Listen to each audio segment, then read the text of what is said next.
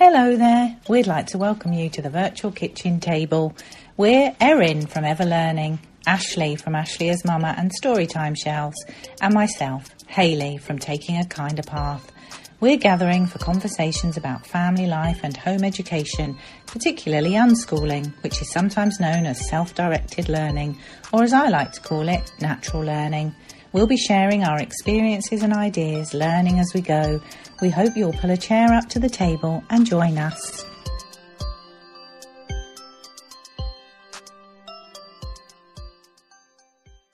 Hi, Ashley. Hi, Hayley.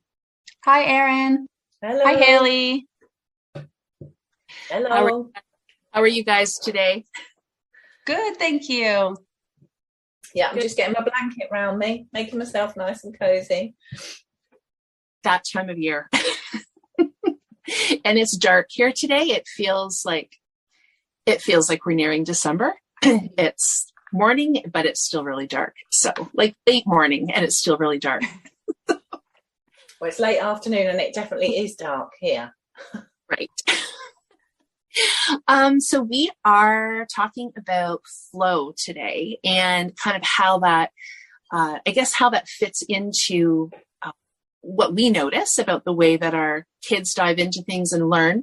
And hopefully some time maybe to talk about even what we notice for ourselves, as far as how we get, interested in things and what that process looks like for us. So I thought I would just start with a fairly general definition that I found. And this is from J.A. Schmidt at the Northern Illinois University. And so this definition talks about flow as being a state of optimal experience characterized by total absorption in the task at hand, a merging of action and awareness in which the individual loses track of both time and self. So that to me, I can think of examples. I'm not sure I could come up with a better definition because I feel like that really does speak quite a bit to what I notice, both in myself and in my kids when they're in that state of flow with learning. And I feel like I have read some really good stuff from Pam Laricchia on the idea of flow as well. And I looked and I wasn't able to find it, but I'm going to try to maybe dig that up and add that somewhere at the end of the episode, because I think there was some really good thinking about it, I guess, in the context of unschooling and of just kind of parenting in general. So, and I think for me, I don't know about you two, I had never heard of the term, sort of the idea of like flow with learning until I started reading about homeschooling. And even then, it's not up there with things like deschooling or strewing or anything like that. It's kind of something that it's a few people have written about it, but I bet most parents can relate to it, because when I saw the definition, I was like, yeah, that makes sense to me. That period of time where you just see your child so engaged in something that they are, it's just so immersive. Right? Really engaged, really immersive. And that idea of losing a sense of time makes sense to me. Like even for myself, periods of time where I've really been diving into things. So I'm looking forward to just kind of thinking about that today and kind of hearing your perspectives on it as well. And I have found it interesting just to look at how that plays out through different ages too, like kind of ages and phases. And the first thing that came to my mind was thinking of the younger years, because I think as our kids get older, like Hayley, you might be able to relate to this too. It's a little harder to see what's going on. As kids get older, you'll suddenly realize that they've really been digging into something, but it's not, my experience at least, is it's not always as obvious right off the bat. But when my kids were little, I feel like I was seeing this all the time, or lots of the time, and I just didn't have language for it. But yeah, like I just, and Ashley, I think I might have talked about this a little bit on Clubhouse a couple of weeks ago around the stories really that one of my sons would create with all the model animals, and there would be like all these different things set up with various habitats and battles happening. But there was an entire storyline happening. And that would be like, that wasn't something that he just sat down and set up for 5 minutes. Like, this was something that he was really into.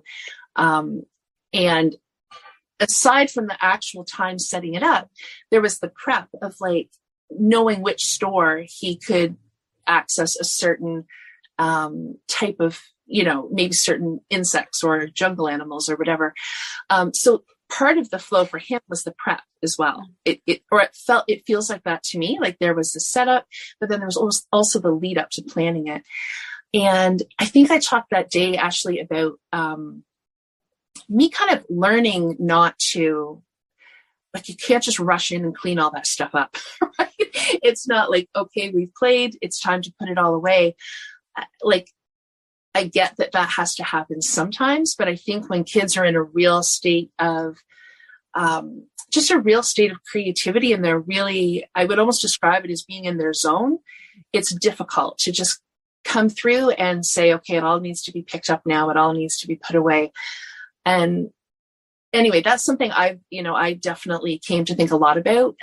My daughter's art and crafting stuff as well is how does creativity and flow work together, and what role can we play in supporting that, rather than I don't want to say stomping on it, because it's nobody's intention to cut children's learning short, but what was I doing inadvertently that was stopping the deepening of that learning and that creativity? And yeah, but those were some of the pieces that I just kind of really started observing in myself. Sorry, go ahead, Haley. Sorry, Erin. I thought it was so interesting what you said there about the prep, because when I was thinking about times that I've seen my children in flow, I was thinking about, I mean, we're still having it here at the moment. Talking teddies is a big thing in my house. My youngest daughter, she loves talking teddies, and they have amazing adventures, and there are all kinds of towns that get set up, and different lands, and sometimes she spends, I think, I haven't seen her for a while, I'll go and see if she's all right, and she's told me that she's about to go off and do something, and then I'll go and see her, and she said, I haven't actually started talking yet, but she spent an hour maybe or something setting the whole thing up, and there's so much joy in that, I think, isn't there? That is, so much of the fun, isn't it? And then obviously then she starts talking, and sometimes that talking doesn't last anywhere near as long as the preparation did. But like you say, that thing about being able to keep things out sometimes, because she may want that story to go on for days, and then it's kind of a looking for ways that you can enable that story to go on. But if sometimes it happens in a bedroom, but sometimes it involves, the whole house. if they're going on a long adventure somewhere, and it's about trying to find ways of not cutting short the fun for her, but enabling us all still to get around without standing on a teddy or something. Yeah. So just when you said about the preparation, that is. Yeah, that's something that I definitely see so much here.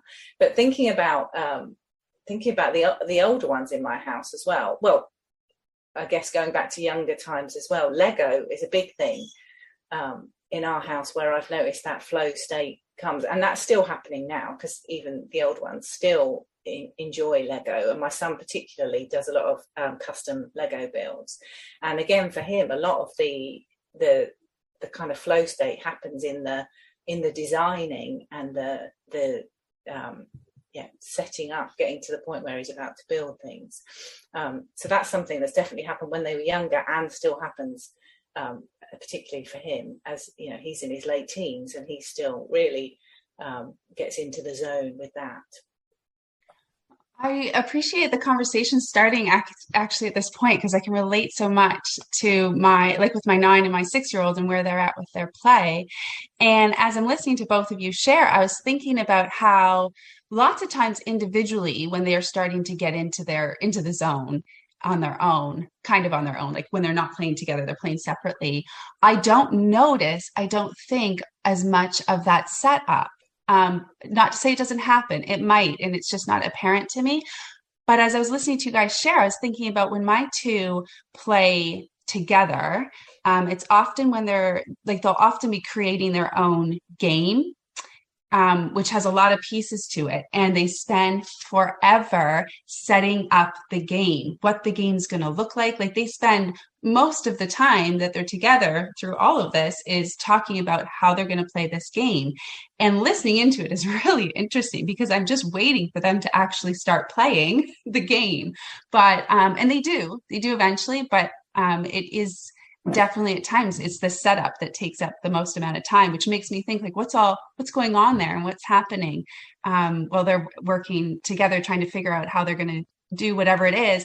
And I find they do that in the house a lot, but they also do it a lot when we go outside. So if we're in the backyard or if we go out like on a trail or in like a wooded area without like the distractions of whatever technology and just doing stuff around the house, mom saying to when I interrupt them, and they get into these like imaginative games and worlds, but there still is, when they're doing it together, a lot of discussion first about the setup, whatever, how it's going to look and how they're going to play it. So it's really interesting to watch.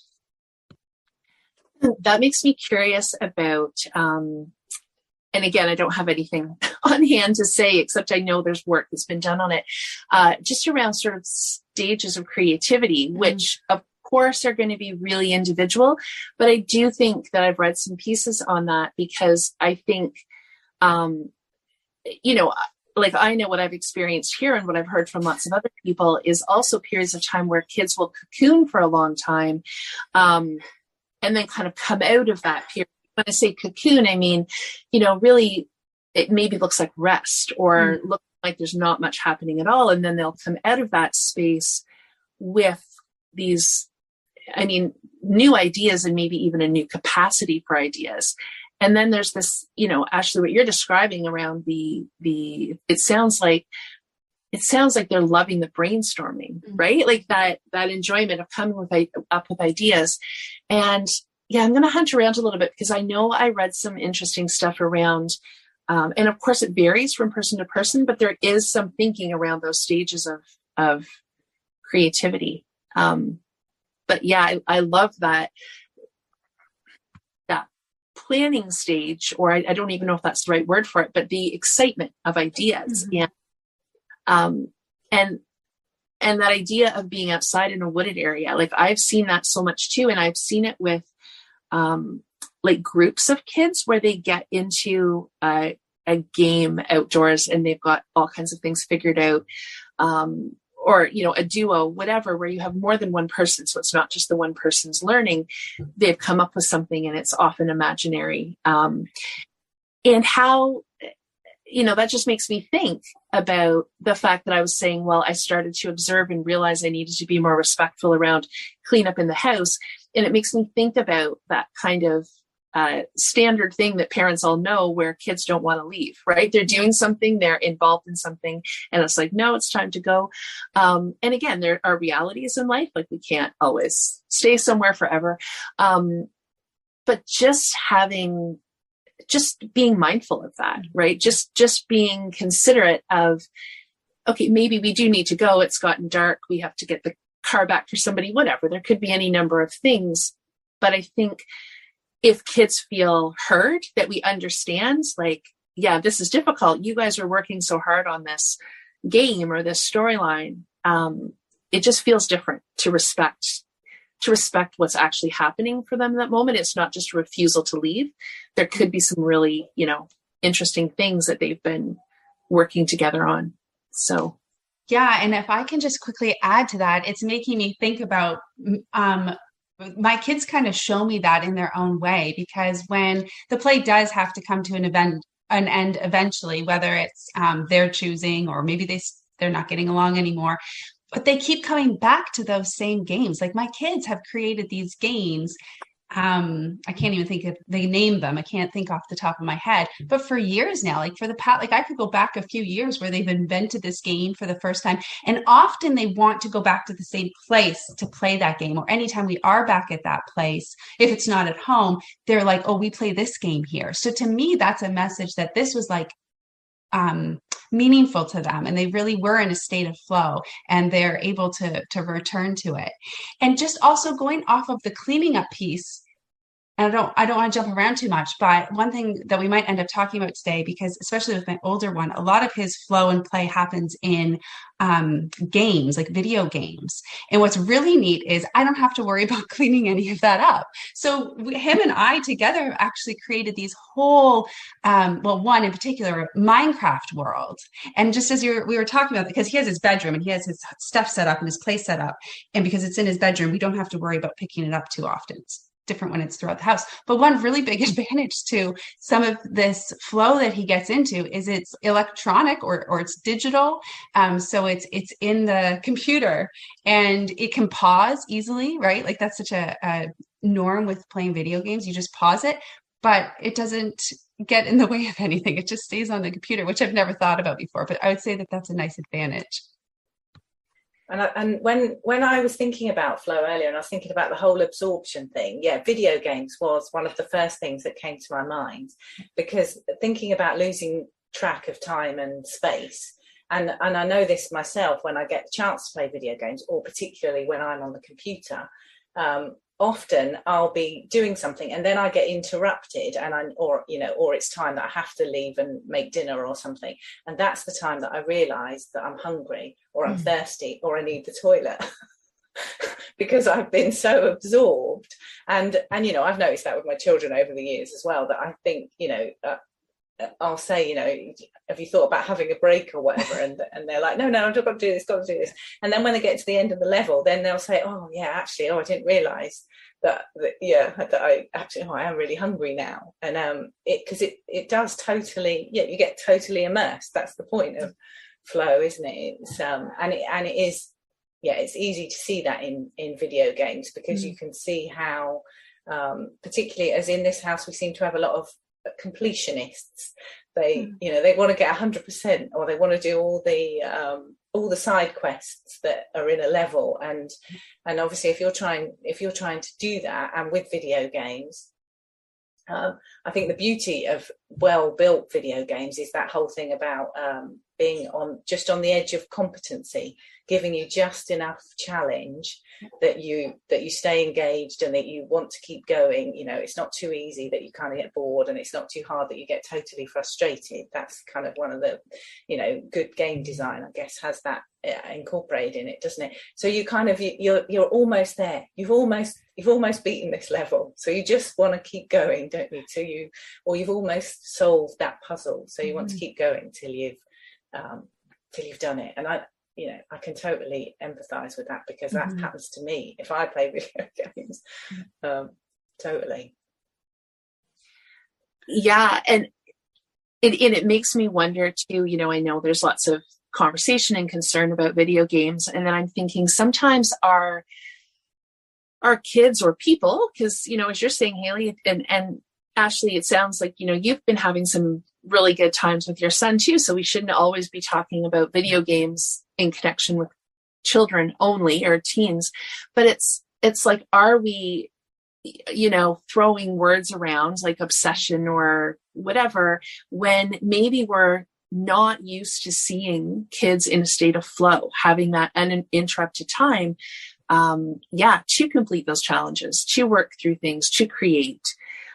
So it's just, it just makes me wonder if to the, I'm going to say untrained eye, because I do think that we're still not at a point in society where we fully understand, like technology has come much more quickly than we've probably had time to understand it or adapt to it. So I just wonder if often people are labeling things and maybe sometimes people are struggling, but often I think, is that person in a deep state of flow where they're creating and they're meeting challenges? And Ashley, so something each of you said kind of stood out for me around you and your son being involved in building worlds and doing different things right now. And when you say that gives me the sense like you're kind of in a state of flow with it as well. So it's that idea of not always separating our children's learning off as this is what they're into right now. And when we take that time to kind of look at it and from their perspective, or maybe it's our own excitement, maybe it's not that big of a stretch, you know, to get involved in it. Sometimes we can both get in a state of flow with things, not just video games, anything, you know, like a board game that everybody gets into over a period of time, or a book that you're reading together. And it's like, you can't wait to get to that next chapter together, or to get back to play that game again tomorrow. So that's really fun too, when, you know, you kind of find you're in sync a little bit. That really happened for me over the last, I'd say, 5 or 6 months with my daughter, in that we both kind of, I don't know who had the interest first. I've always been really interested in nature, but we both developed this interest in birds, like just absolutely geeking out about birds. And it's just been so interesting because it's not just me supporting her interest or her being kind of like tolerant of mine. It's become this thing where we are in a state of flow. And it's not the type of flow maybe that we're talking about for like a 2-hour stretch of creating something. It's like this ongoing kind of flow that's just like, and maybe flow isn't the right word for it, but it kind of feels like it's just always in the background. It's not concentrated to like these 3 hours on a Saturday afternoon. It's just kind of flowing there in the background, which is really fun. Like, it's just really cool to share that with somebody. Haley, on back when you've been talking about Lego with your son, and it made me think how I have noticed we had Lego here. I feel like, I mean, listen, we did lots of things, but when I see what other people do with Lego, I'm always a little bit regretful, maybe that we didn't dive into Lego a little bit more, but whatever, we didn't. We had some basic sets. But when I hear people talk about it, it makes me realize too that there's like an agelessness to it, I think, because I know there are adults that really engage a lot with Lego as well. So again, it's maybe that idea of like creating and challenging yourself and building, like there's so much to it. Yeah. So and that was just something that popped up for me about the agelessness of things. It doesn't necessarily have to be a children's activity or Oh yeah, definitely. And there's so many things you made me think about, Erin, but one of the things you said about the untrained eye and this whole idea of maybe because flow's not something that I'd heard about either. You were saying before about not hearing about it until you were reading about homeschooling, and I think I agree. I think that's probably the same for me. And you said something about wondering what the right conditions are for flow, and that made me think about the fact that for a lot of children, a lot of their life is very structured, isn't it? There's a lot of, you know, if you do have to go to school at a certain time, and then you've got the whole business of swapping classes and classrooms, and then you come home, and then maybe you've got, you know, you go to dance classes, or maybe you go to brownies or guides or whatever, and those are all great, beautiful things. But for a lot of people, their life is very structured, and there are a lot of appointments after appointments. And one of the things you need to get into flow, I think, is a little bit of time, a little bit of space to be able to start something and to be going along with it, and then to get to the point where I guess it feels like it takes off. It become, you know, I don't think flow, at least for me, it's not something that necessarily happens kind of instantly. It's something that you start doing something, don't you? And maybe it's even something that you start doing reluctantly, but you start doing something and then you get into it a little bit more. And as you get into it a little bit more, then sometimes, hopefully, that's when the flow takes off, doesn't it? So I do think it is, you need to have a little bit of time and space. And I guess that's one of the things that as home educators, that we're fortunate that we do have, you know, or our children have that time, you know, we have that time as a family to be able to get into a state of flow sometimes, or more times perhaps than if you've got a very structured life and you don't have a lot of free time. Because I think that again is another thing as well, that flow is I think you can get into flow when it's not necessarily your idea to do the thing, but I think it probably helps if you've got a bit of freedom of choice and autonomy and you've chosen to do something, then perhaps it makes it a little bit more likely that you're going to get into flow state, because you've chosen that activity and you're enjoying it and you're motivated. And I like that kind of vision of taking off. When I was thinking about my own flow state, I was thinking that's how it feels for me sometimes, because I know one of the things for me, I think, is writing. That's when I get into the flow state, and I can be very reluctant to start that. But then if I kind of force myself to sit down, then after a little while, quite often, if I've got the time, I will get into a flow state. So I think that whole thing about what conditions is a really interesting aspect. Yeah, and that makes me think, Haley, around so that the idea of time and space, and perhaps, how does that work if we have really structured lives? And it also makes me think about what so I guess I'm kind of going in a bit of a circle here, but I think I'll come around. It makes me think about what we value in children's learning, and maybe even in our own projects and learning. So it's like, does that state of flow always need to lead to a finished project? And so I would say it does not. And then even if it does lead to a finished project, it could be it could feel finished for the learner, but it might not look like what's valued traditionally, right? So, I mean, I've definitely had that experience with my kids where, like Ashley, you're talking about that planning process. And so I'm excited to hear them planning, and I'm imagining what that's going to look like. And it doesn't look like what I imagine it's going to look like based on what they're planning, but it feels finished for them, right? They'll come to a point and they've gotten what they need out of that experience. But I think we think a lot about tangible things like art projects that you put on the wall, or fully developed,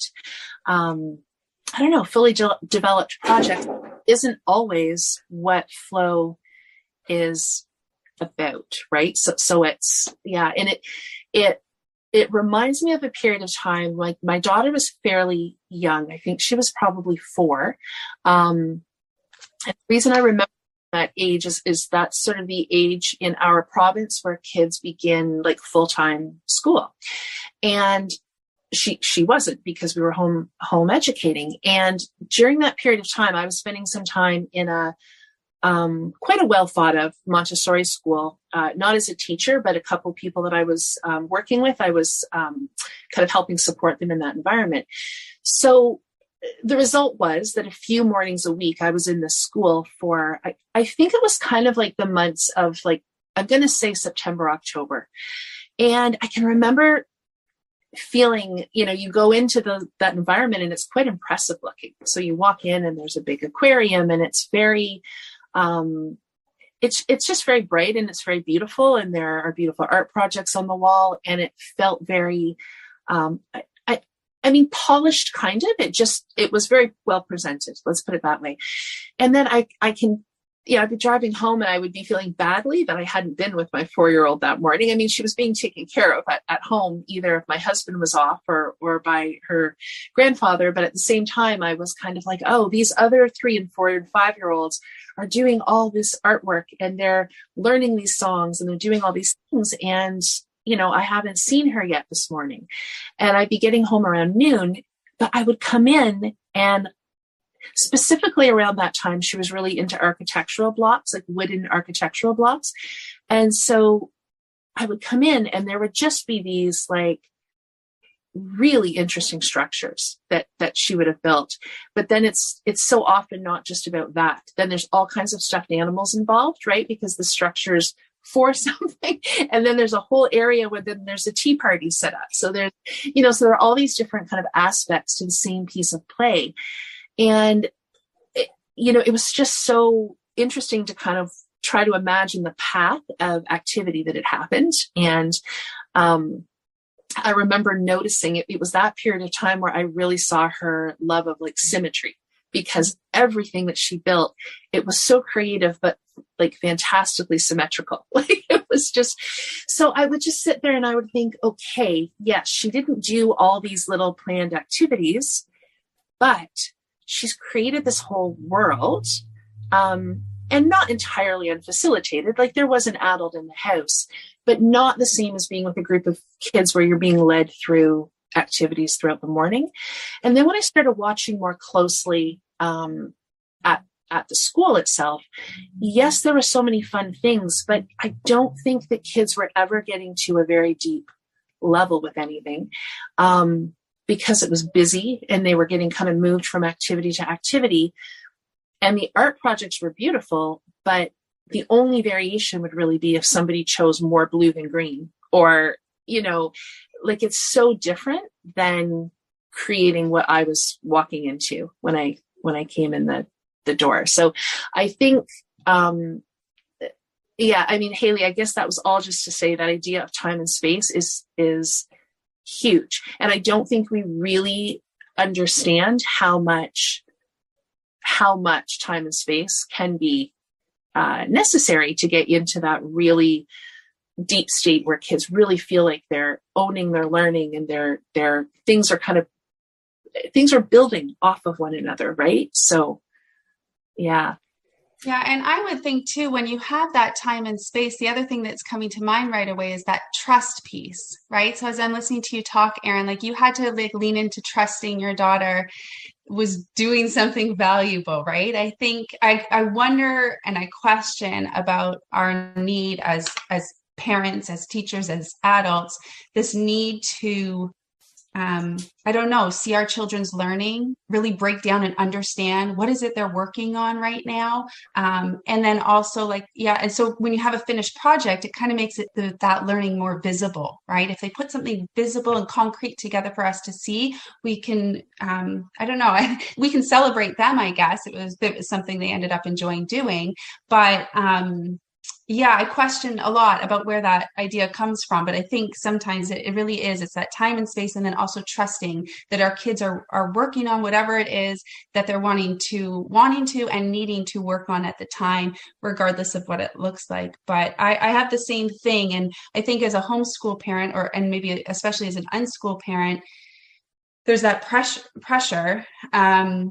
Or maybe I should just say, like, when we feel responsible for our children's education and their days, and we want to make sure they're getting everything that they need, we can feel that pressure of, I don't know, having evidence, I guess, of what they're learning and what skills they're working on. And when there's like something concrete or a finished project, I went through a phase not long ago, really, where I think I even got a book on like project-based learning, which there's nothing wrong with project-based learning, you know, unless the kid really doesn't want to do it and they're being pushed to do it. Because for one of my kids, it often, or maybe rarely, results in, you know, some type of concrete thing that I can put up on the wall or on the fridge. Whereas my other guy does a little bit more so. But yeah, so I think it's definitely time, space, but also diving into figuring out how to, you know, that trust piece, which I don't know that we had when we were, you know, especially if we were in traditional school and we were a student, we always had to be proving and showing our work and our learning. And yeah, I feel pressure at times to look for that with my kids, but I try to trust more. I think that's an ongoing part of our work, isn't it?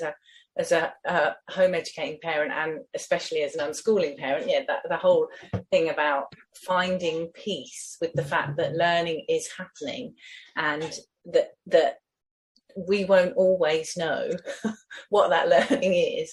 And, you know, and it's the same for ourselves, isn't it? We don't always know what we've learned from a situation until another situation arises, or you start talking about something and you process what you're learning what you've learned as you're talking about it, or you somebody asks you a question. And I think you were talking about reading earlier, one of you, I can't remember, there was some it came into my head about reading. I hadn't really thought about reading as being the kind of situation where you have a flow state, but we do a lot of reading aloud in our house. That's always been something that we've done while we've been home educating and before.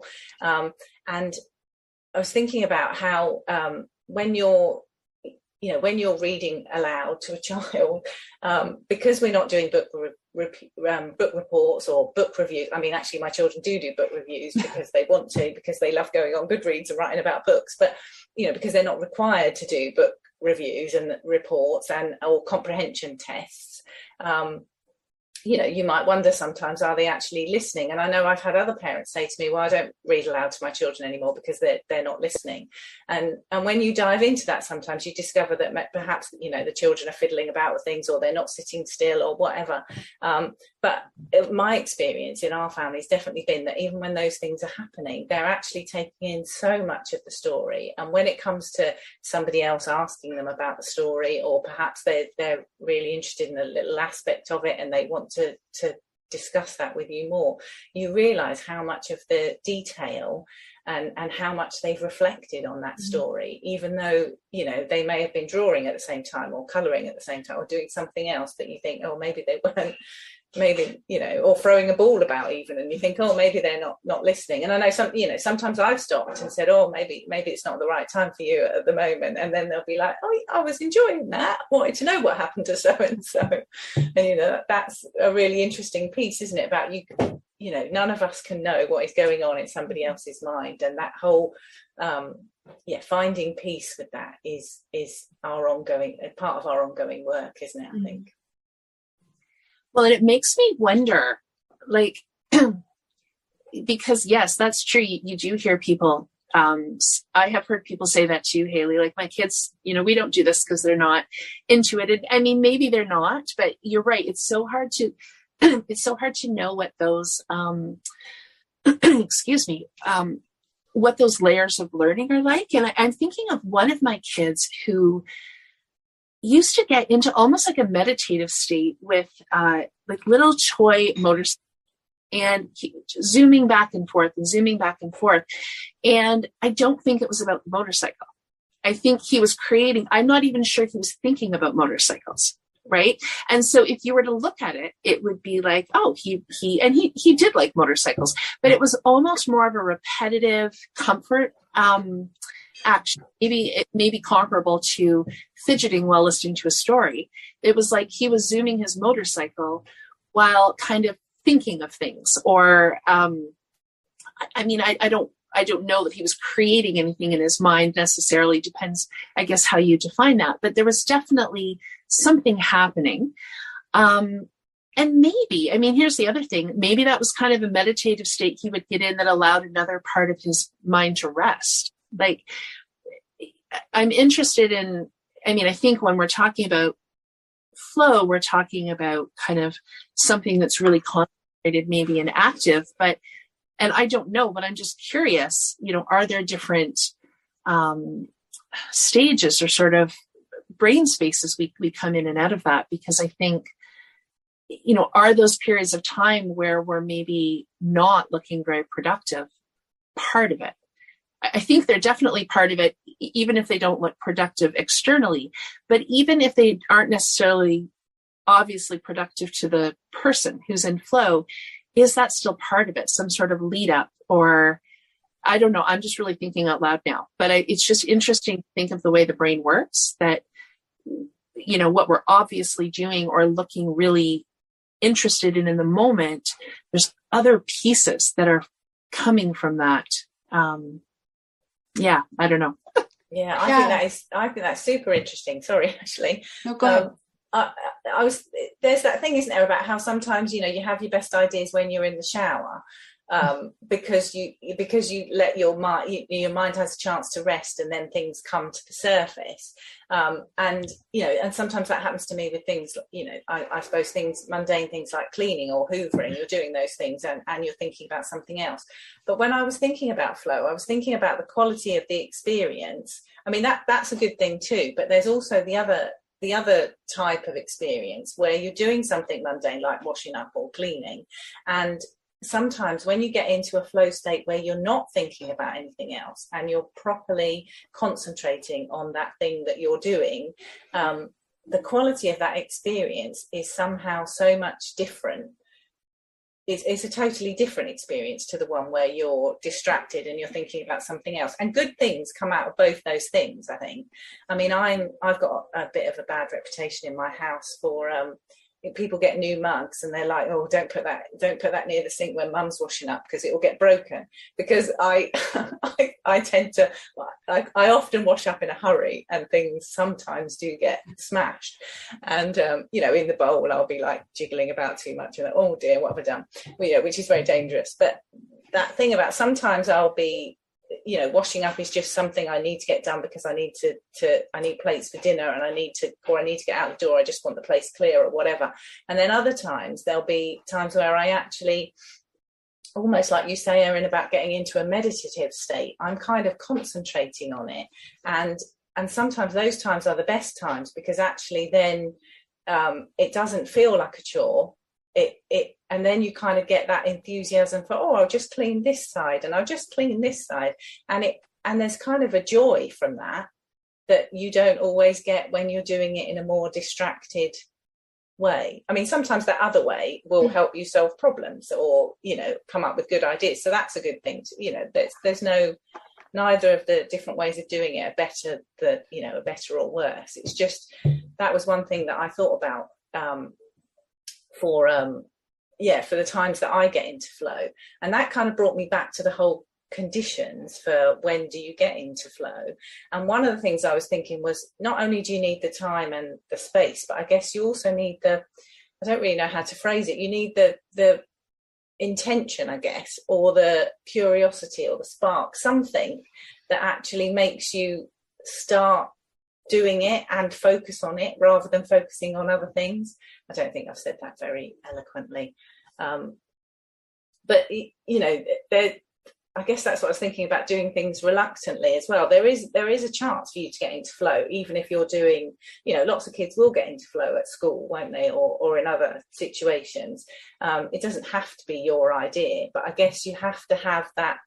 There needs to be something about it that appeals to you, that enables you to get on that runway and focus on it a little bit and then take off. Oh, I'm back to my little metaphor.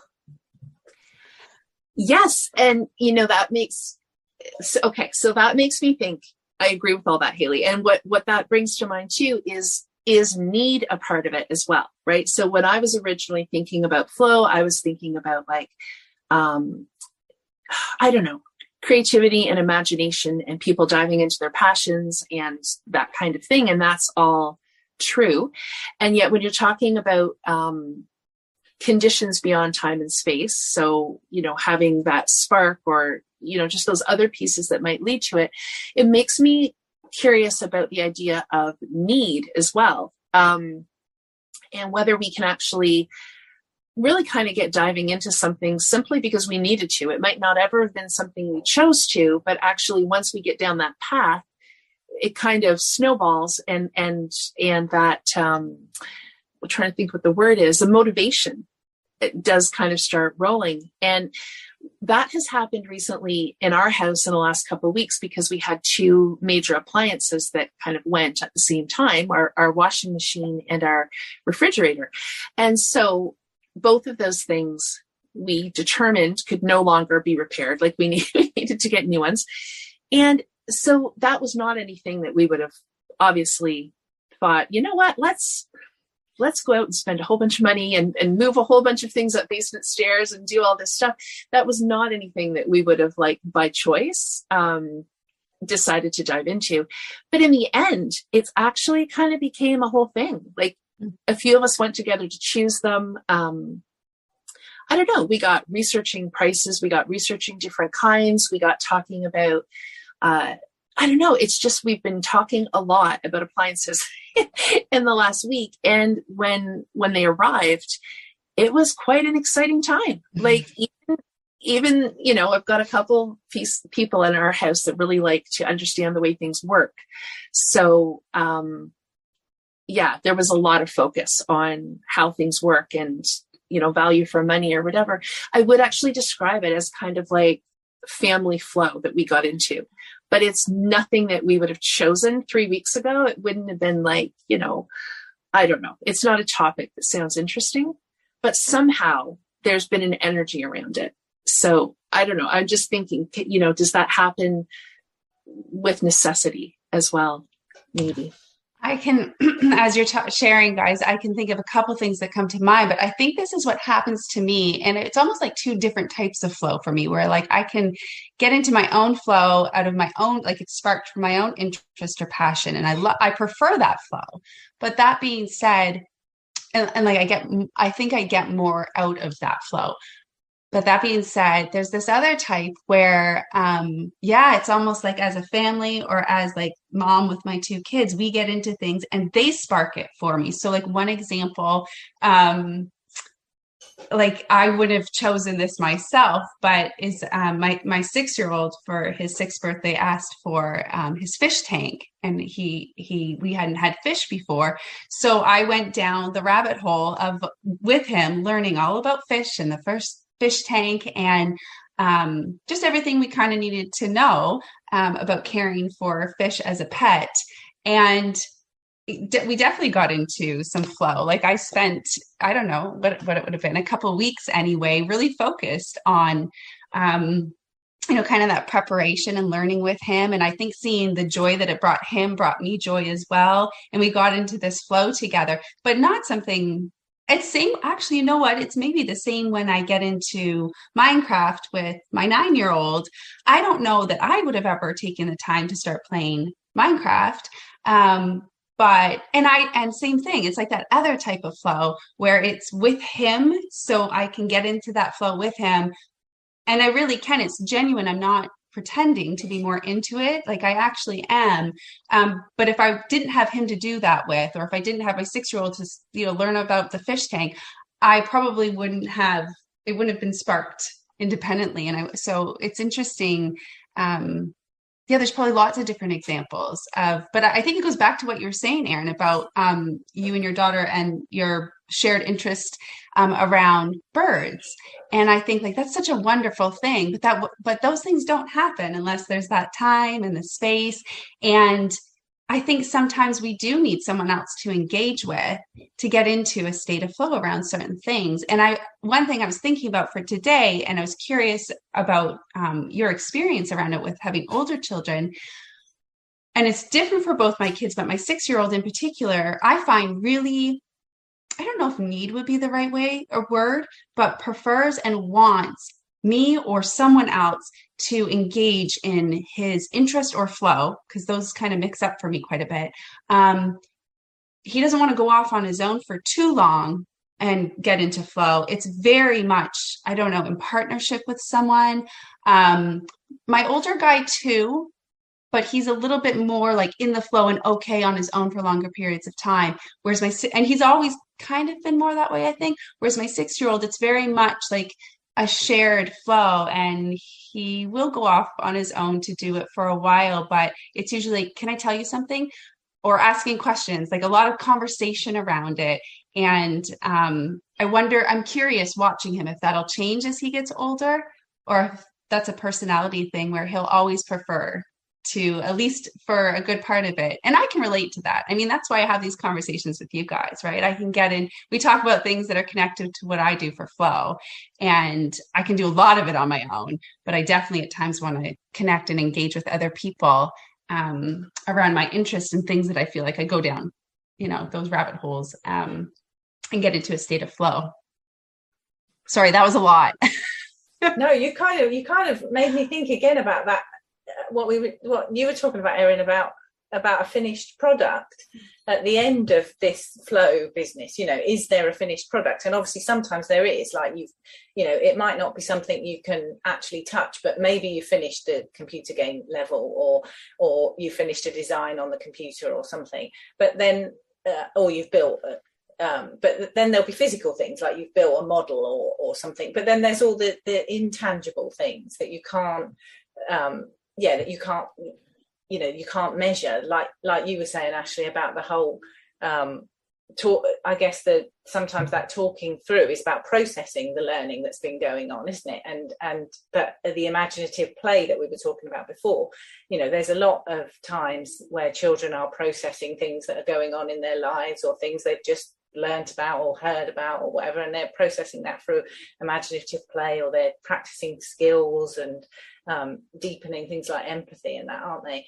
And another thing that I think comes out of flow for me, when I think back to I'm going to use the example of writing again. I think there's a famous quote, which I'm going to bodge, which is something along the lines of, I like having written, but the writing not so much. And sometimes the act of writing is painful. I think I really don't want to write another article. But the fact that I get into flow, I guess, is what fuels me. I know that happens, and it won't happen magically. I have to sit in the chair and start working, and then the flow takes off. But it's that flow, I guess, that keeps me coming back. So I think one of the benefits of flow, I guess, is about it fuels our passion or our motivation to do whatever it is. Again, doesn't it? It's not necessarily that there's a product then, but maybe it enables us to keep going with a project, perhaps, that we would have ditched if we hadn't got that sort of experience from it. Yes. And the writing. Okay. So Ashley, I'm going to come back to that thought you had about personalities too. And just before I forget, that the writing piece, Haley, I play around a lot for myself with, does it work better for me to just start writing and then ideas start to flow? Or does it work better for me if I'm out for a walk or something and kind of, concepts or ideas are coming to my head, almost like pre-writing and then writing it down? And there's not really an absolute answer to that. I notice it one way sometimes, and I notice it, in another way. I've also been playing around with the idea, I guess, around self-discipline in writing. So how do I view writing in my life? Is it something that I really, I value? And so I would like to help myself kind of find systems to get it done? Or am I putting that in a box that it doesn't need to be in? Am I kind of compartmentalizing it or whatever? And I mean, I'm not going to have the answer to this question today because I've been wondering about it for a while, but what it brings up for me is the idea that, the idea of choice and the idea of freedom and the idea, I guess, also of the time and the process of how we figure out these things. If we're wanting to create things, if we're wanting to, we're kind of looking for that state of flow, because we do need to get into that to a degree sometimes to do really good work. But having that as an adult, having that time and freedom to play with that a little bit, like what works for me, or this used to work for me, I feel like it doesn't so much anymore, what could I do differently? And those are things that I think it's so nice to have opportunities within homeschooling and unschooling to have that space for kids to really learn who they are and how they learn best. Because those are just not things that are standardized, right? Like we just don't, even within ourselves, we change the way that we create and the way that we kind of get into those deeper thoughts. So anyway, that's just what it kind of makes me think about is, how much freedom is really needed for us to figure out the best way that we learn and what we even want to get out of something. And then Ashley, just around the personality piece, like I noticed that too around having, one child specifically who really liked me to be part of that flow. And even if I wasn't directly, in that activity, wanted me not too long after so that they could process, right? Like it was kind of like, and it really was a sharing, I think, of the excitement of it. So I don't know if that's maybe what you're talking about a little bit too, but that's what I noticed. It wasn't like I don't know. It's like they really wanted to share what they were learning. And, part of it was to be seen, yes, but part of it was they wanted me to have that opportunity to see how cool this thing was, right? Like really share that information in case I was interested. And I can only speak for my own family, but that for this particular person, that has not changed. That interest in processing and talking it through, and really wanting to engage people so that other people can find out how cool that interest is still there. And I mean, they also have a really strong ability to look at other people's interests. And so, for example, like if we were going in the car, you know, this is one son of mine, he will put together a playlist that he knows I will enjoy, and he'll be excited, right, to put the playlist on. So it's not just about sharing his interests. He's also wanting to be part of mine. So but it is a real shared, he really craves that shared experience. So I don't know if I answered what you were, talking about, but I've really noticed that that's continued. Yeah. Yeah. Oh, I love that so much, Erin. That's such a wonderful thing. And yeah, my older son, I would say, is similar to that, where it's like he just values his own interests, and like I think he recognizes how good he feels when he's engaging with them. So I have noticed that. I can't think of a specific example, but he's definitely at times done that, where he's recognized that something is happening of my interest, or he can call me over to show me, or he'll say like, "Oh, I know this is something you would enjoy or you would like," and he wants me to experience that. Whereas my other son, I think there's definitely a piece of that, but it's even more so, I think the way he processes, and also sharing in the excitement of what he's learning. Like he just finds it so thrilling. He's so into animals, and he just finds all of it so interesting that he, and his way, like he wants to share that. And he is one, like me, he goes on and talks about things so much that, to share what it is he's learning about and to have conversations about it. So it's interesting to see the differences between them as well. And then, I think a lot of it will just carry on as they get older too, which will be interesting to be part of. I think I've got at least one child like that myself. And one thing that made me think about is there's also a bit of vulnerability, I think, around all this, isn't there? There's kind of the issue of sharing and having somebody else appreciate what you're talking about. You need to have a level of vulnerability to do that. And that's made me think about another condition of flow, I think, is peace. And there's almost two parts to that. There's the part about, I think you mentioned it, Ashley, about not being interrupted or trying not to interrupt and things, that kind of piece. So you've got that time, space and a chance to really dive into something. But there's also that kind of piece as well, of a kind of a safe space to get into flow, almost like a sense of security and feeling like it's okay to dive deep into something. And this is all off the top of my head, but again, there seems to be two elements to that. Almost like I guess if you are totally absorbed and immersed in something, then you're kind of vulnerable. I think about us as being animals. That leaves you in a vulnerable state. And I guess the kind of problem solving or survival type of flow, which I guess when we were hunter-gatherers or whatever, where we'd have got into the total flow of following a wild animal or something, I don't know, completely out of my zone as a vegan. But anyway, the kind of that flow that you would have had to get into, I suppose, to be able to find food. But you would have been vulnerable then, wouldn't you, from something else attacking you, I guess.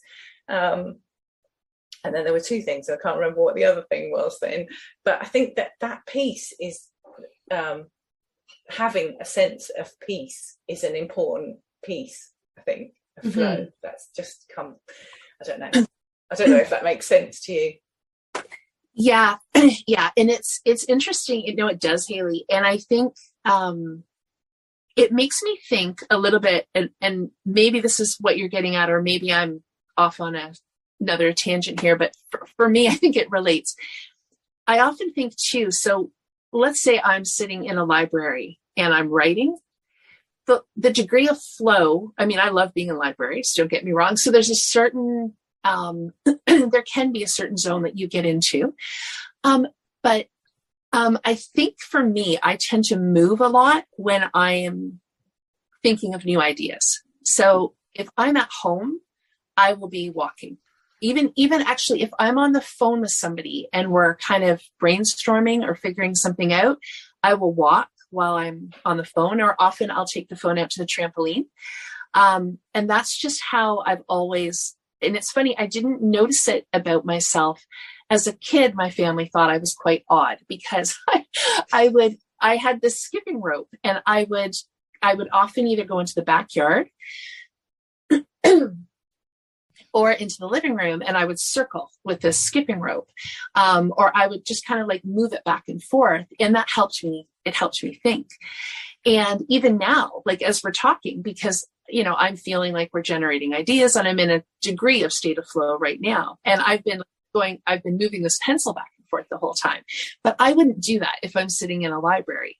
So that makes me think, Haley, even about that safety of, not being watched, you're talking about like not being followed, but, or if you're being watched, being in a space free of judgment, right? So if we have a child who is maybe more kinesthetic in the way that they're learning things, so maybe they're pacing as they think about something, or maybe they're, zooming something back and forth during a story or something. Yeah, having that safety of being respected, of having their learning style respected, or just maybe that need for physicality respected. So it was really as an adult where my kids would say to me, you're always moving a pencil around, or you're always walking when you get thinking about things. And I'm like, that is what I used to do when I was a kid. And my family would tease me because I would, come home from school and I'm walking around with the skipping rope, but I'm not skipping. Like I'm slowly moving it, but I was writing stories in my head. But if I had just sat down at a desk, I probably could have written a story, but it just wasn't coming to me the same way. So for me, that's what that safety piece kind of triggered, I guess, in my mind, Haley. And you were definitely on the same wavelength. That is just what I was thinking about, and you explained it beautifully. Well, and I was just thinking too, like my role as a parent and what role I play in that regarding creating that type of safe space for my kids now when they're younger, and getting curious about the things that they're into, what they're doing, what they're talking about, being curious rather than, because sometimes we're just naturally quick to judge certain things, but being mindful of that and instead trying to lean into curiosity about what it is they're doing, and trusting that there's a reason for it. And what we were talking about earlier, and trying to do that now while they're younger so that as they get older and maybe become a little bit more self-conscious and worry about other people's thoughts about them, hopefully I can continue to be that safe person, and hopefully the home environment can allow them that space and safety so that they can continue to just be themselves all the time, but especially so that they can get into that state of flow whenever they choose to, or whenever they are trying to get into the state of flow. Hopefully I can make that easier for them and not harder, by how I am around them. I think one way I find that it's easier for me to do that is because I don't engage with them 24/7. I'm not, doing things with them all the time. But if I can, like I've been saying, like the Minecraft is one example, but engage in their flow and be part of that at times, it helps me, what am I trying to say here? Like stay curious about and understand what it is that they're doing a little bit more, because I'm just more part of it. And then hopefully I can continue to be parts of it as they get older. And Ashley, do you find that, I feel like I'm asking a question I already know the answer to, but it's like, because we've talked about this, right? But I think that slowing down is integral to supporting our children with, in their learning and in getting into the state of flow, because we're observing and we're, I think you had made a statement earlier about, you were enjoying things with your son. You weren't just pretending to, but you were actually kind of getting into that zone. And I've done this. I think lots of parents have done this. And this is kind of what we see, where a child is interested in pretend play, for example. And the parent is kind of faking going along with it. They're being polite, but they're not really engaged. And sometimes that's like the reality. But there's such a difference when you really, really try to imagine it from your child's perspective. And you start to see it, like Pam Laricchia talks about this, seeing it through your child's eyes, not just putting yourself in their shoes, but really seeing the situation through your child's eyes. And I think that that's easier to do when we slow down and we take the time and we've had like a range of experiences to observe our children in. Yeah, absolutely. I noticed that more and more. And I really had to slow down, because it is challenging for me anyway to sit down. I'll just keep going and using Minecraft as an example because it's fresh in my mind now. But like, I wouldn't be able to sit down and play an hour of Minecraft if I was stressing about something, or thinking about my to-do list, or thinking about something I have to get ready to do the next day or that night. Not to say I do nothing. We still have plans and we still do things, but we really I've had to really just think about what it means to really slow down, and what feels right for our family and what works well for our family, as far as like what's too many events, like what's too busy for us. Or like maybe we have a busier month, so I try to make sure the next month is a bit slower. And when things don't feel like there's too much, and I can just take that time with my child to sit down and get into their Minecraft. Like I'm in a space myself where I can do that with them. And it can be like the tiniest little bit of stress or something weighing on my mind that can pull me out of that really quickly. So by like trying to just overall slow things down, I find I've become more available to my children to spend those times with them. I know not, and I say that like I know that's not possible for everyone, for lots of different reasons. So I'm really grateful that like right now we've been able to, and it's taken time. I've had to learn what this looks like, and we've had to make sacrifices. And I know it's not possible for everyone. And I don't know if it'll always be possible for us to live kind of this, like in this slower paced way where we really get to craft what our days look like. But that is a big part of how I've been able to really engage in those activities with them, thankfully. Did that answer? Did you have another part of that I missed, Erin? Was that?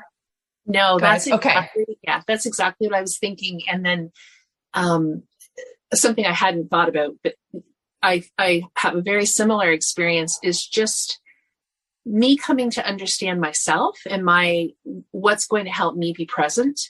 And so even, for example, us doing this conversation right now, I would have a hard time diving into something knowing that we were having this conversation. So just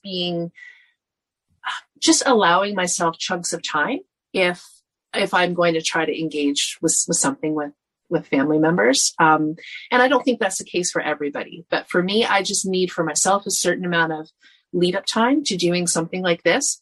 So I would keep this in mind around when we plan to do something, or when I plan to get into deeper conversation, or, get into a read aloud when they were younger, or whatever. So I also think it's about knowing our own rhythms and our own tendencies as far as our ability to be present.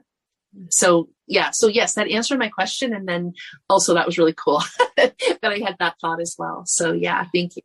I think there's an ongoing, another aspect of our kind of ongoing deschooling bit is, you were talking about the judgment, Ashley, and it made me think about, when I was thinking about when do I get into flow, one of the things I thought about was jigsaw puzzles. And I have a thing that I've said to my children, I can't do I can't start a jigsaw puzzle, because then I'll get lost in it and then nothing else will happen.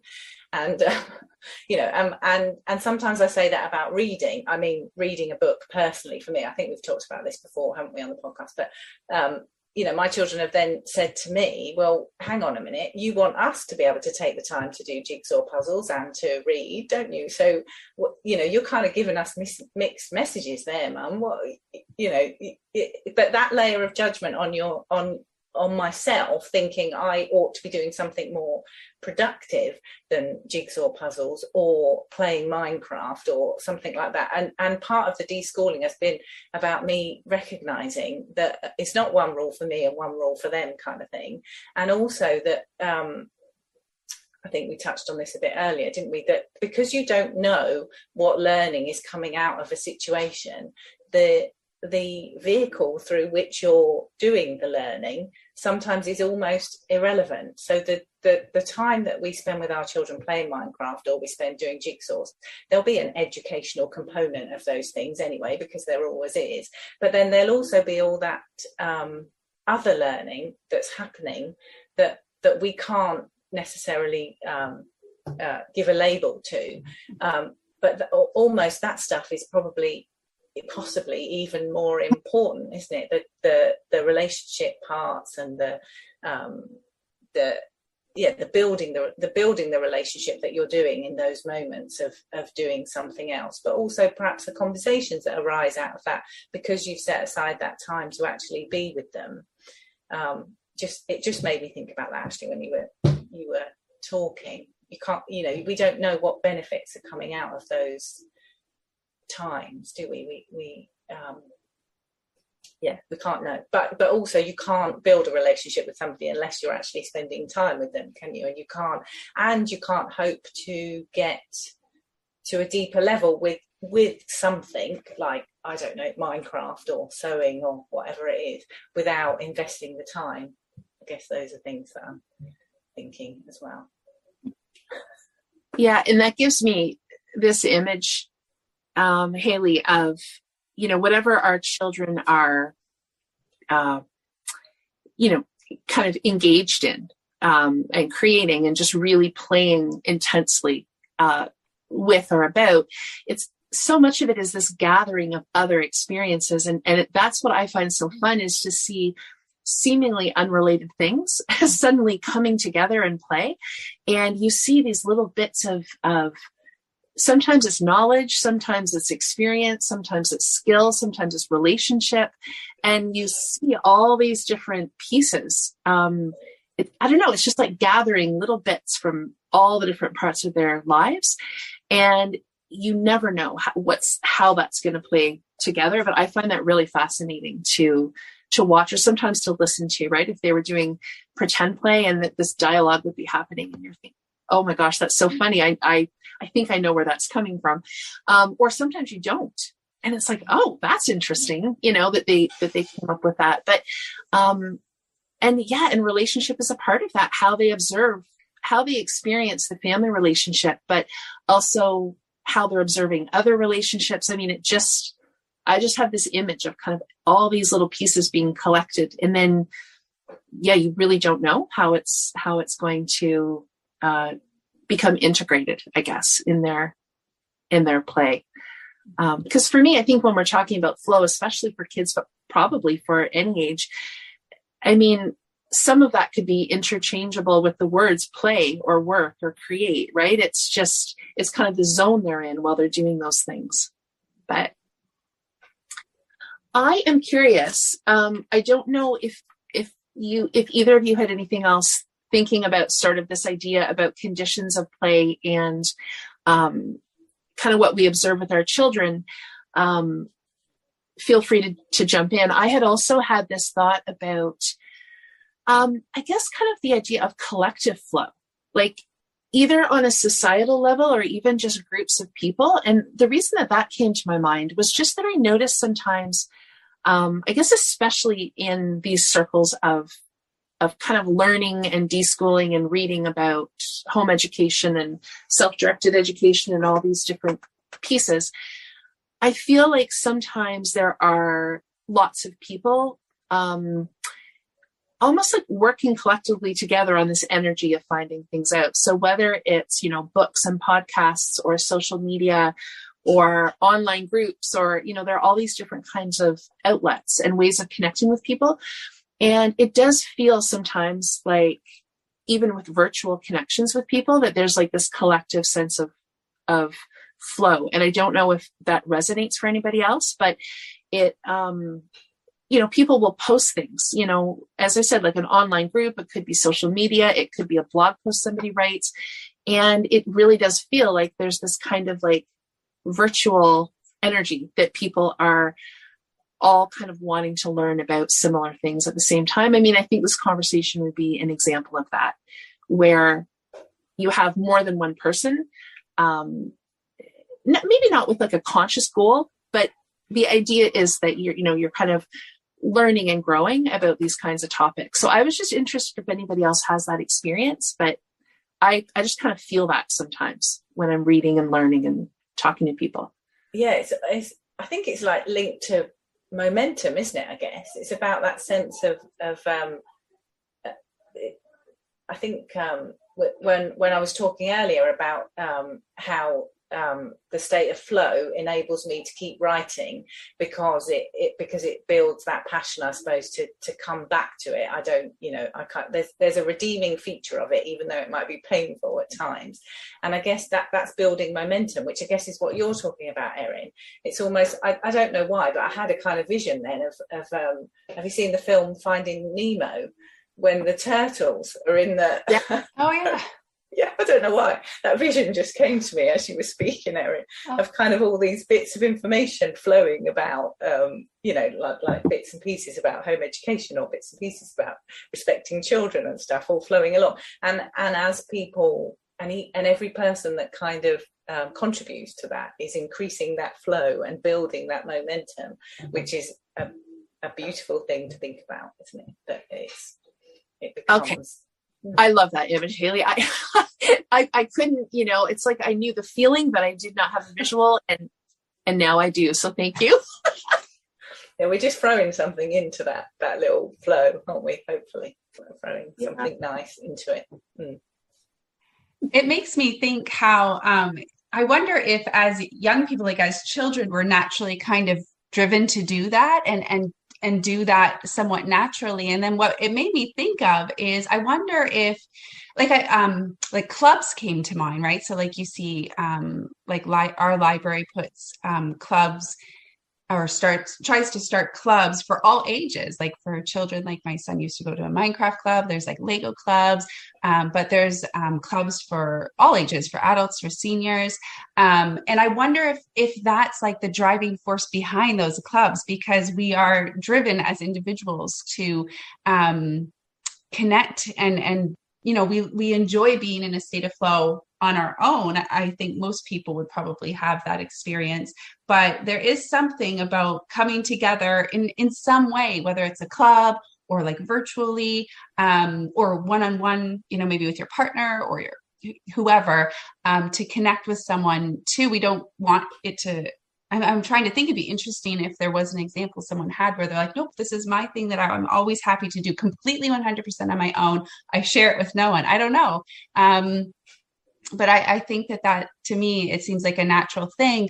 And then, and children, I think, have more time and space because they do it through their playtime. So whether that's a lot of playtime or a little bit of playtime, and then as life gets busier and we get this idea of like, what does it mean to be productive and how should we spend our time? Maybe we have less opportunity for that, depending on what it is. So maybe that's why things like clubs, or I'm trying to think what else would be similar to like a club. But that brings people together around, and not that you always get into a state of flow, maybe every time you get into the club, but I wonder if that's partly the motivation behind clubs and things like that.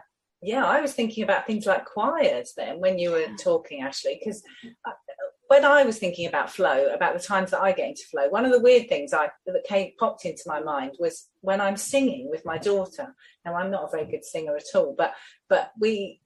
in the car, and sometimes if we get to a place early, we'll carry on with our playlist that we were listening to on the way to somewhere, and then and we'll be singing, and we've got a playlist that we listen to all the time, so we've got this thing, we know lots of the words and we'll sing together. And I was kind of thinking, I bet that's that I feel like we get into a little flow when we do that together, but I've never been in a choir, but I wonder if you're in a choir, that sounds like the sort of thing that might happen, there.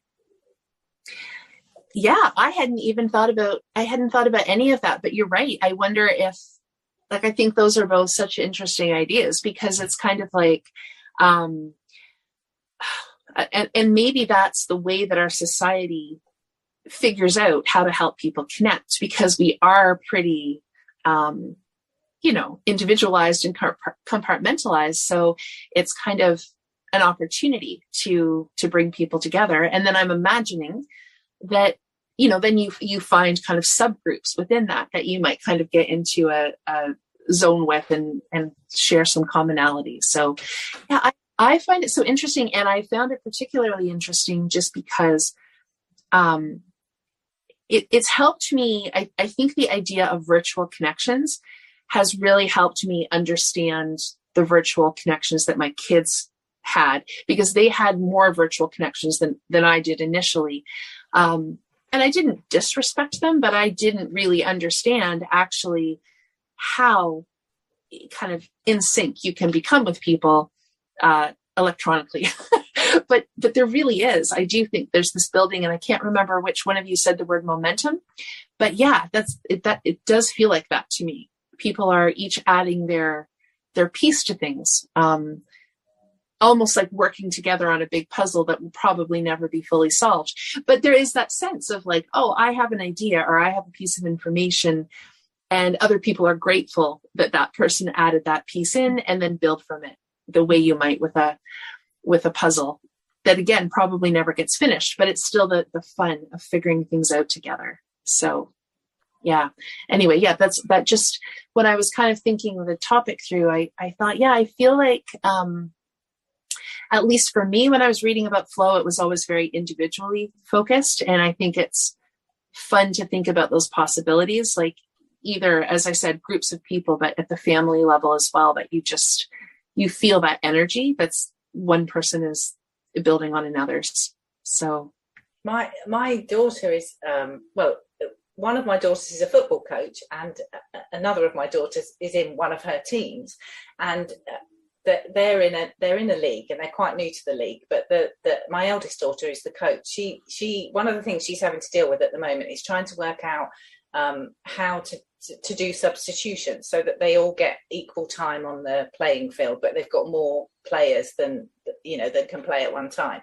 And one interesting thing that's been happening with her team is that it's a girls' football team, and the girls a couple of them have refused to come off the pitch when it's their turn to be subbed. And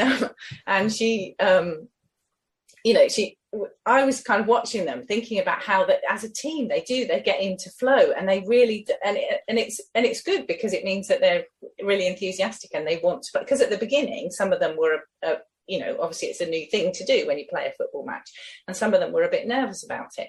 Now all of them, they just want to stay on the pitch the whole time, and that can't happen, because obviously then some people will never get part of a game.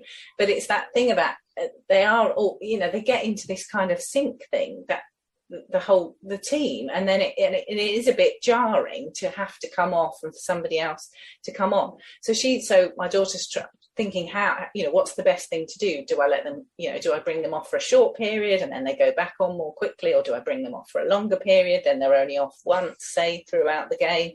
How it's just a thing that she's sort of learning at the moment, how to best to manage it, and whether there's a right answer or not, I don't know. But I was thinking about that team game aspect of how people get into a flow together there.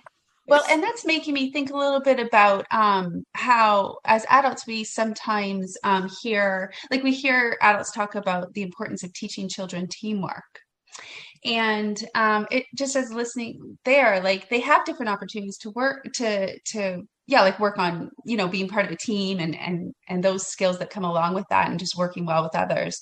But how different is it when it's around something that they are really interested in, passionate about, really enjoying? So, and if they get into that state of flow, those things could be happening, as opposed to like, I'm just like a project at school, right? Like how many times did we have to do? We've maybe felt like we weren't good at working on it in a team group, like, or working in a group or on a team, because maybe it was just so challenging because it was, something that wasn't meaningful to you at the time.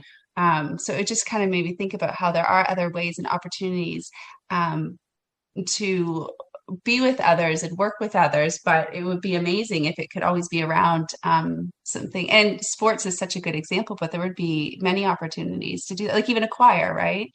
People who are all interested. It doesn't mean that there wouldn't be challenges that you could work out, but there'd be more like purpose, I guess, behind working on those skills. Well, and what it sounds like in a way, Haley, too, like your daughter is working with the idea of transitions, like transitioning. So almost like how is she supporting her players in, transitioning out of that kind of deep state of teamwork and collective energy to moving out of that again. And kind of toying with what works best, right? Again, as you said, there may not be a right answer to it, but, so I think for me, I can think about how we can take that idea of transition as well and thinking about that for our kids and family members, as far as those moments where we do need to shift gears, or we need to leave somewhere, or something needs to be put away. Just those transitions out of something that's really, there's just some really good energy with. So that's the word that came up for me, was that transition idea. I remember when I started reading about respectful parenting, I remember reading about supporting your children with transitions, and that kind of, I don't know, growing some awareness of the fact that that it is hard, when you try and stop it, if you're doing something and you're really into it, then it is annoying, it is frustrating, isn't it, to have to switch gears and do something else. And the more I read about that, and the more I've thought about my children and thought about myself, and I've realized that actually it's not just my children or just children that struggle with transitions, is it? I've realized that I struggle with transitions, definitely, and in some ways that stops you from getting into, or stops me from getting into flow, I think, sometimes, because there'll be things that I want to do, or even things that I need to do, but I stop myself from doing them because I think, no, if I start doing that, I'll really get into it, and then I won't have the time to commit to it that I want to commit to it, and so then I don't do it, and it kind of and that's really frustrating. Or you'll be in flow, won't you, and then something else needs to be done, or you get a phone call, or somebody interrupts you, or something happens, and you have to switch gears. And so it's a very emotional thing, isn't it? I think flow is a beautiful thing, but I think it comes with lots of frustrations, and there are a few negative things about flow as well. I think the other day I had a piece of work for a client to do, and I had a deadline, and I was doing it, and then I stopped. I finished what I was doing, and then I walked out of the room that I was in, went into a different room, and suddenly looked around the house and thought, while my head was totally in flow trying to get this piece of work finished, my house seemed to have degenerated into total chaos.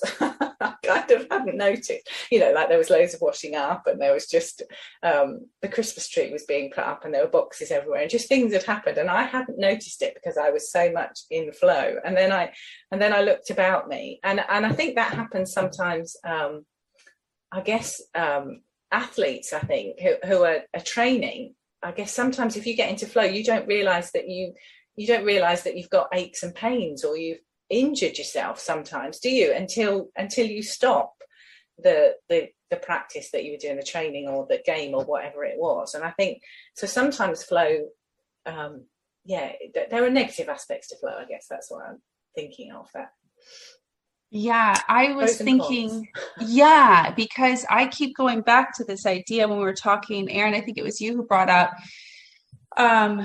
like flow, being in a state of flow and then needing rest as well, right? And I've learned that more recently about myself in the last few years, like coming in and out of flow and needing rest in between, which has been really helpful in thinking of, because I think my one child actually needs a lot of rest, or more rest than my other child, or maybe I do.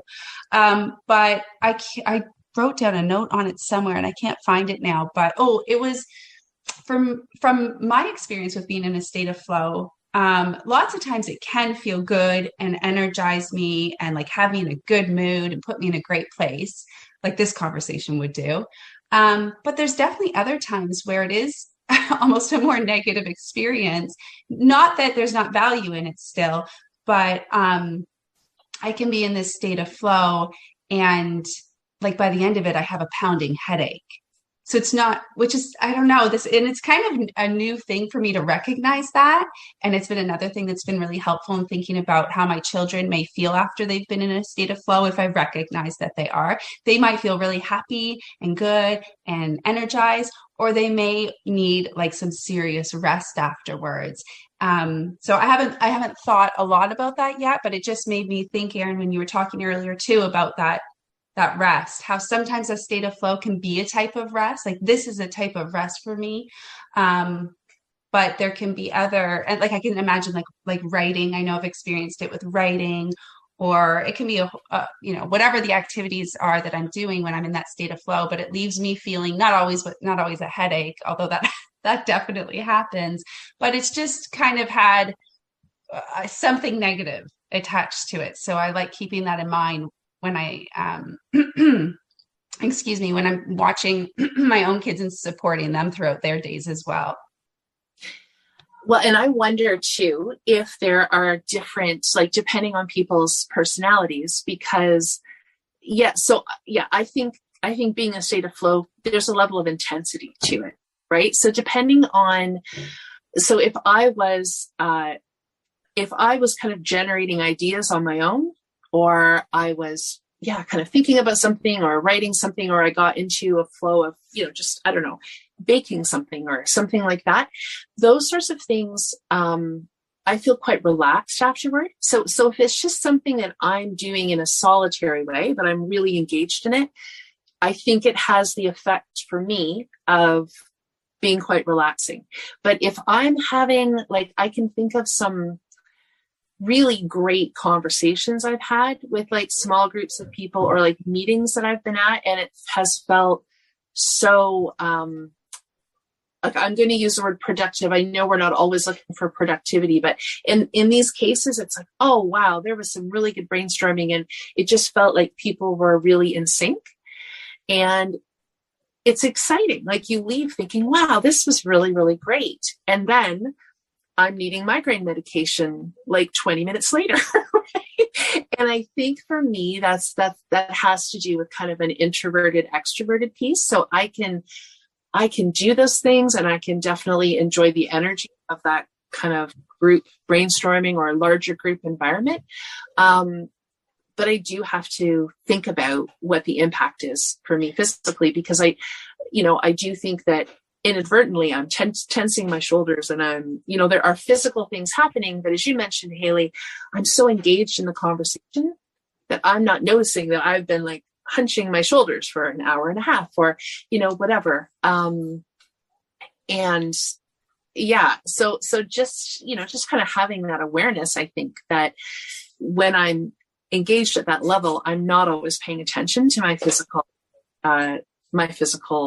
whatever signs or things that might be popping up for me. So yeah. Is there anything else for anybody popping up? I think for me, I'm sure I'll have a bunch of things, that'll start flowing for me afterward, but I feel like I've kind of said a fair bit. I don't know. How do you guys feel? Yeah, no, I think we covered a lot. I don't think there's anything else. I think it was a really nice conversation. Yeah. Yeah, I'm good. Yeah.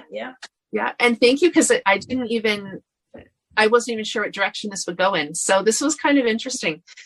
Yeah, it was just kind of interesting to see all the different pieces that it hit. So yeah, thank you very much, and have a good rest of the day. You too. Thank you, Erin. Bye, Haley. Bye. Thank you. Bye. And this ends our conversation today. We hope you found it interesting and helpful. If you'd like to connect further or see additional content, Erin can be found on the web and on Instagram at Everlearning. Ashley can be found on Instagram at Ashley as Mama and Storytime Shells. And I, Hayley, can be found on the web and on Instagram at Taking a Kinder Path. We'd love it if you'd share this conversation with anyone you think might like it. And if you've enjoyed this episode, maybe you'd consider leaving us a review. We'd love to hear your thoughts. We're so grateful you made time in your day to listen to us chat. Thanks so much for listening.